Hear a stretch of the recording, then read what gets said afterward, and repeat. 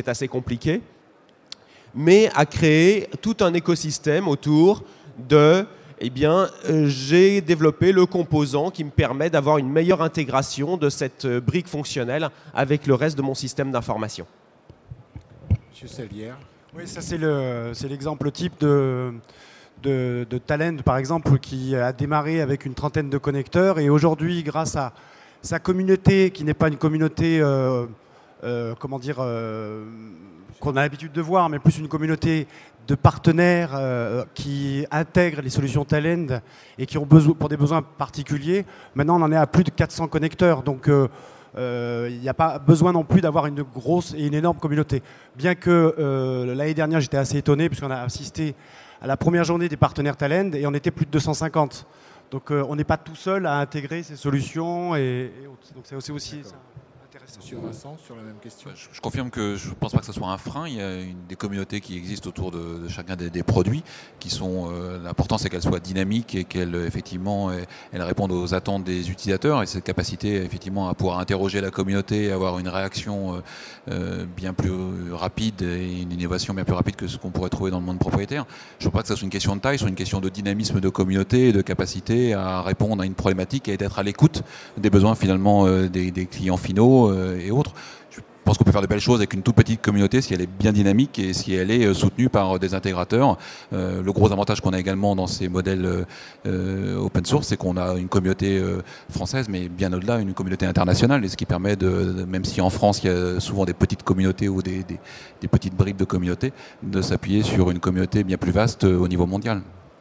Nous, alors moi je suis patron de la partie solutions, donc effectivement on intègre des solutions open source, qu'elles soient plutôt d'infrastructure ou plutôt applicatives. Et après derrière on a effectivement des lignes à la fois des veines technologiques et des veines et des lignes métiers qui sont croisées en fait, puisqu'on va retrouver capacité, comme je disais tout à l'heure, à mixer des profils très techniques sur des langages éleveurs par exemple, du Python, du Java ou du PHP, et puis des choses beaucoup plus fonctionnelles sur du CRM, la gestion de contenu, du décisionnel ou autre. Donc on va avoir ce croisement à la fois de profils très techniques capables d'intervenir sur le cœur des solutions qu'on intègre, de faire du support de niveau jusqu'à très élevé, et à interagir avec cette communauté, mais également une capacité à être tourné vers le client et à répondre à ses attentes en termes de métier et capacité à définir avec lui la bonne intégration du produit, puisqu'au-delà du choix de l'outil, il y a derrière la capacité à mener à bien le projet pour répondre à l'attente finale du client. D'accord, je vous remercie.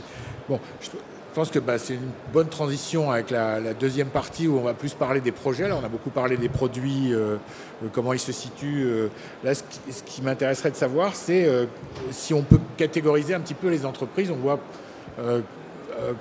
qui utilisent, je pense, à ce qu'on appelle l'ERP en anglais, le progiciel, et qui l'utilisent en mode libre. Est-ce que ça correspond à des profils d'entreprises particuliers? Je ne sais pas, PME, moyenne, grosse boîte On a vraiment la double typologie. On a d'un côté les grands groupes qui, effectivement, face à une approche ERP classique, ont des coûts d'intégration et des coûts spécifiques sur un ERP classique qui s'envoleraient de manière énorme.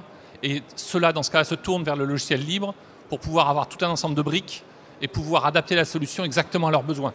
Donc ça, c'est une partie des types de clients qui visent effectivement des solutions libres. Et à l'opposé, on a les PME qui, eux, effectivement, cherchent des solutions prêtes à l'emploi, où effectivement, il faut sortir le produit et faire de l'intégration pure et dure, avec, comme classiquement, quasiment zéro spécifique en tant que tel. D'accord. Mais donc, la typologie, on va dire le vecteur numéro 1 en termes de type de client, c'est des gens qui sont prêts à investir sur les hommes en termes de durée, et non pas sur un produit qu'on va acheter et peut-être qu'on va jeter demain. C'est plutôt effectivement un investissement. On sait que le SI, c'est quelque chose d'essentiel pour l'entreprise et sur lequel ça va vaut le coup d'investir tous ces hommes dessus qui vont choisir effectivement plutôt des solutions libres. D'accord. Concernant nos expériences, c'est tout type d'entreprise, que ce soit la petite collectivité, la petite TPE, l'auto-entrepreneur, jusqu'à la grande organisation qui a décidé d'investir sur une des briques open source. Il y a des nouveaux acteurs actuellement, ce sont les intégrateurs propriétaires, les éditeurs propriétaires de solutions métiers, qui maintenant nous demandent d'intégrer des composants open source dans leurs solutions, en lieu et place de ce qu'ils avaient. On a pratiquement une dizaine de cas sur l'année 2009 où on a accompagné des éditeurs de solutions propriétaires. Je pense à la société InfoDB, par exemple, qui gère le RMI et le RSA dans les collectivités et qui a décidé d'avoir comme outil de reporting Jasper. Donc ça, on les a accompagnés à intégrer la brique Jasper dans leurs solutions métiers. Et ça, c'est des nouvelles entreprises qu'on accompagne. D'accord. Et au niveau grand compte, il y a des sociétés qui regardent au moins ou qui parient sur le libre à ce niveau-là. Est-ce qu'on a des exemples? L'exemple, c'est l'exemple de la SACEM avec Jasper Reports encore, qui a décidé d'utiliser comme brique de reporting pour toutes les applications de la SACEM, que ce serait Jasper. Donc à chaque fois que j'ai besoin d'éditer un document ou de produire un contrat, ça passe par Jasper. J'ai une petite remarque. C'est assez intéressant parce que finalement, les exemples donnés sont des exemples de reporting et non, c'est bien, mais qui se connectent finalement à l'ERP et qui va aller prendre ces données. Et on va se rendre compte que remplacer l'ERP, c'est beaucoup plus compliqué parce qu'évidemment, il y a un existant dans beaucoup d'entreprises, et en particulier dans les grands groupes. Toute société nouvelle qui se crée ou qui a des raisons de changer va évidemment regarder l'open source et va trouver des très belles solutions dans l'open source qui fonctionnent. Mais évidemment, pour les entreprises qui ont déjà des choses en place, c'est difficile. Ce qui montre d'autant plus l'importance de faire attention au lock-in qui est créé qui existe fortement avec les éditeurs propriétaires, puisque finalement c'est très très difficile de sortir d'une solution qui est aussi intégrée dans le fonctionnement de l'entreprise. C'est extrêmement difficile d'en sortir, et donc il faut faire extrêmement attention à ce lock-in. Donc au niveau des grands groupes, souvent on ne démarre pas sur un changement de ERP global, on va démarrer par des modules et étendre au fur et à mesure. Donc nous, une des références classiques qu'on cite, c'est effectivement Decathlon, qui a démarré par du e-commerce, mais qui ensuite est passé sur la gestion de stock, sur la gestion de magasins, tout ça en open source. On parle de la maturité des produits. Qui de vous connaissez Crystal Report de Business Objects, tout le monde? Est-ce que vous avez une impression du nombre des installations de production de cristal mondial?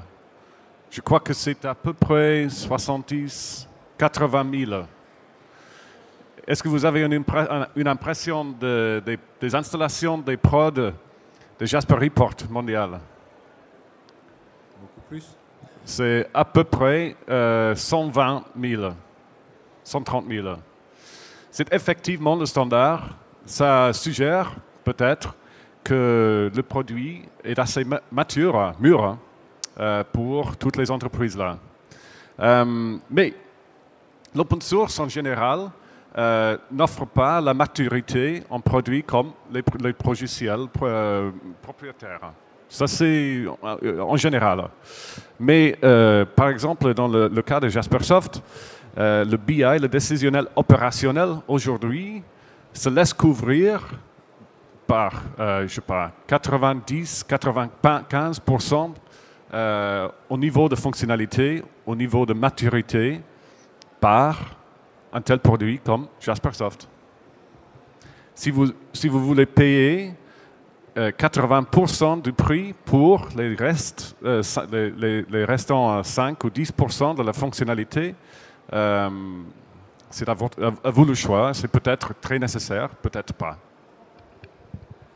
Monsieur Vincent, sur la même question Donc je confirme qu'il y a de plus en plus de grands groupes, de grands comptes qui regardent les solutions open source. Le gros avantage de ces solutions-là, c'est qu'elles sont, je dirais que il est très aisé aujourd'hui de télécharger les versions communautaires et de réaliser des prototypes. Donc, je dirais qu'il y a beaucoup de grands groupes qui font de l'open source sans même le savoir.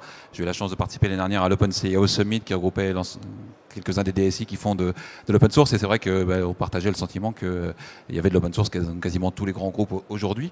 Pas forcément de manière systématiquement avouée, mais effectivement, il y a de plus en plus de grands groupes qui regardent aujourd'hui ces solutions-là, qui les étudient de près et qui sont prêts à faire le pas. Donc, on en accompagne certains. Il y a des briques sur lesquelles c'est plus évident ou plus facile, la gestion de contenu par exemple ou autre, où c'est déjà plus centré dans les mœurs. Il y a d'autres briques qui nécessitent effectivement, comme le RP, une remise en question plus importante et qui ne peuvent pas se faire faire je dirais en one shot et qui donc se font par petites étapes.